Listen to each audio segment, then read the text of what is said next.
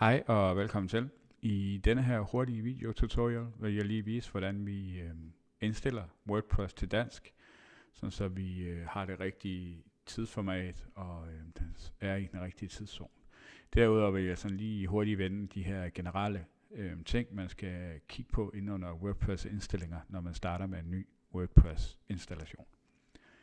Inde under Settings og så General, der har vi mulighed for at indstille blandt andet sidens titel. Sidens titel er vigtig i forhold til vores søgemaskineoptimering, fordi Google vægter meget, hvad der vil stå i sidens titel. Og det vi skriver her vil for det meste, hvad mindre vi indstiller den til noget andet, simpelthen følge med op på sidens titel. Normalvis så vil man jo så bare her skrive firmanavnet eller foreningsnavnet, og jeg har i det her tilfælde bare valgt at skrive WP Guide her på min testside. Så er der en taglinje, hvor vi også kan skrive et eller andet, som alt efter temaet, så følger den med. Så hvis vi har et eller andet, hvor vi siger, det er lige et slogan, som vi gerne vil bruge sammen med vores hjemmeside, jamen, så kan vi skrive det her.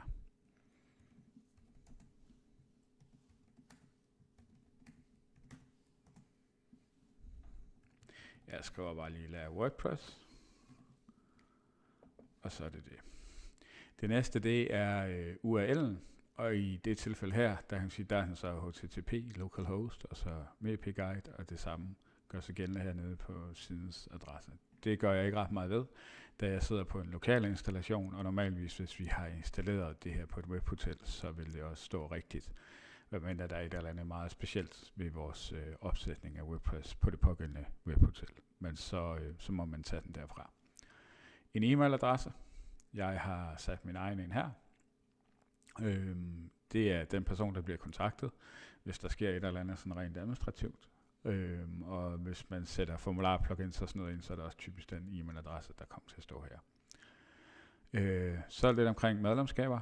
Om alle kan registrere sig, det har jeg så valgt at sige, at det kan alle ikke, for jeg har ikke noget på min hjemmeside, som gør, at jeg har brug for, at folk registrerer sig på den. Og endelig, hvis det var, at man kunne, så kunne man så også vælge, hvilken rolle, som de skulle have, når de registrerede sig. Når vi er kommet forbi alt det her, så kommer vi sådan set ned til de indstillinger, der har med sprog og tidszone at gøre. Og det jeg plejer at gøre her, da jeg lige går ned her, og vælger, at det skal være dansk. Nu har jeg valgt det før, derfor så står den som nummer 2, men man kan altid finde det danske sprog. Så siger jeg lige igennem. Sådan der. Når jeg har gjort det, så skal jeg så som det næste vælge min tidszone. Det gør jeg her. Jeg søger efter København. Den er hernede. Så vi har valgt den rigtige tidszone. Og når jeg så er i gang, så kan jeg også lige vælge, hvad for et datoformat jeg gerne vil have.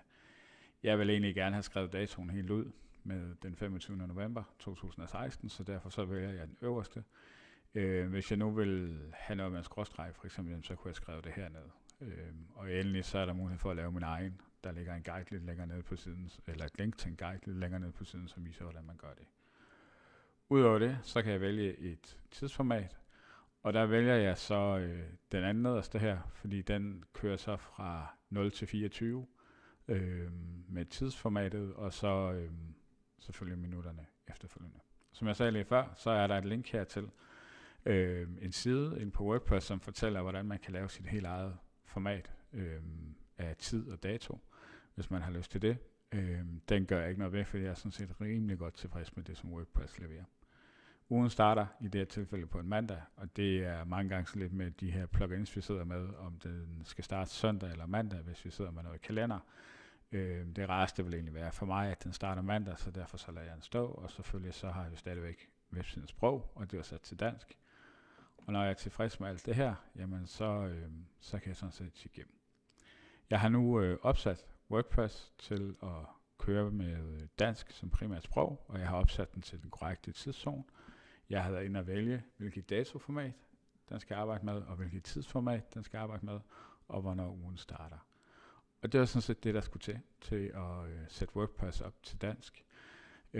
I vil stadigvæk kunne opleve, at nogle templates og nogle plugins ikke viser alting på dansk, og det er så fordi, at ikke alting er oversat fra WordPress side af, eller fra dem, der har lavet jeres template. Der findes så nogle andre muligheder, som jeg ikke vil gennemgå her, men der findes altså værktøjer til at oprette og redigere i oversættelser af skabeloner og plugins. Men det er altså ikke lige det, som vi kommer ind på her. Det var alt for nu. Hvis I har nogle spørgsmål, så stil dem endelig i spørgsmålsfeltet nedenunder, og hvis I synes, det var en god video, så må I endelig give mig en like. Det vil jeg sætte stor pris på. Tak for nu. Hej hej.